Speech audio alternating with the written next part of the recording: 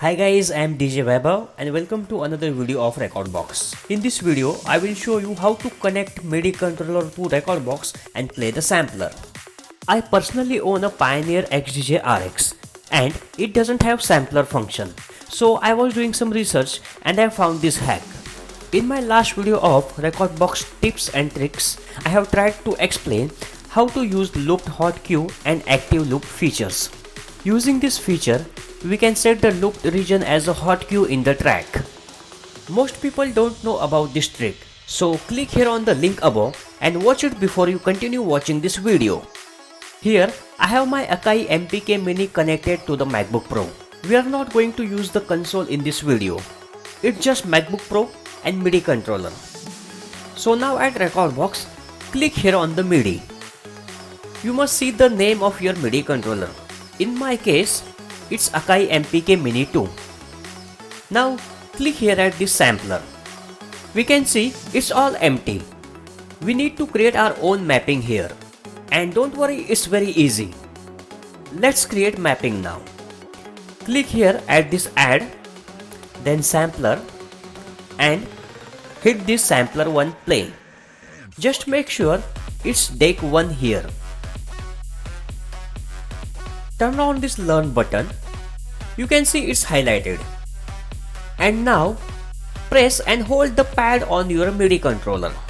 Remember, do not just press and quickly release it. You need to press and hold it. On your MIDI window, here you will see this number. Now turn off the learn button by clicking on it. And now you can release the pad of your controller.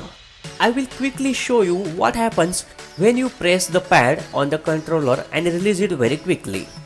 This number changes. You can see here how it's changing. So it doesn't work. Release the pad only after you turn off the learn button. So it's very simple.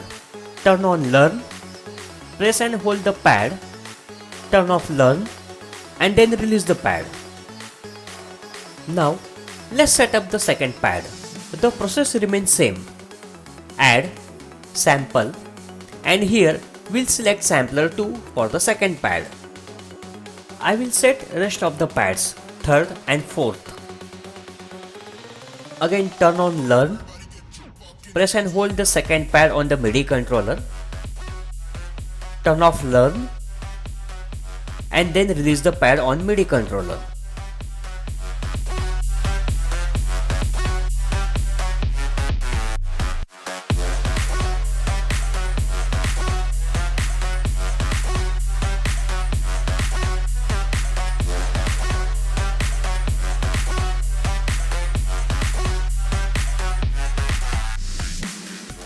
So here we have assigned our first deck of the sampler on this MIDI controller. Now let's set up the second deck. Before that, you might have noticed I have used these samples from the track. If you want to know how to chop up the samples very quickly on Recordbox itself without using any third-party software, click here on this link and watch this video. Now let's set up our MIDI controller for deck 2 sampler. The process is exactly same, only we need to select another bank on the MIDI controller. We can't put them on the same bank or it will replace the deck 1 mapping. So here in my case, I will select B. Let's hit this button on the MIDI controller. Now repeat the same process which we did for first deck. Let's add all 4 sampler play buttons again. Now here, we need to change the deck of all these 4 samplers. Make it deck 2. Select this sampler 1 play, turn on the learn button, press and hold first pad on the MIDI controller. Once you see number here, turn off the learn button and then release the pad on MIDI controller. And now it's all set. These MIDI settings will be saved automatically. So close this window once you are done with the mapping.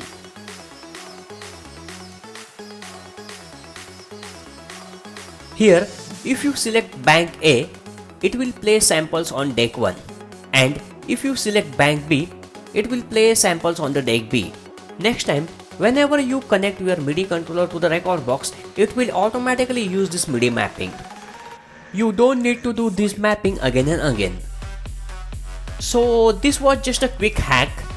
If you really enjoy this sampler function in Rekordbox, you can buy an add-on controller like Pioneer DDJ XP2, which is meant for this same purpose. Haven't you subscribed to my channel yet? Subscribe it now. In next week, I am coming with a review video of Pioneer's recently launched all-in-one controller, Pioneer XDJ XG. So make sure you subscribe to my channel and follow me on my Instagram.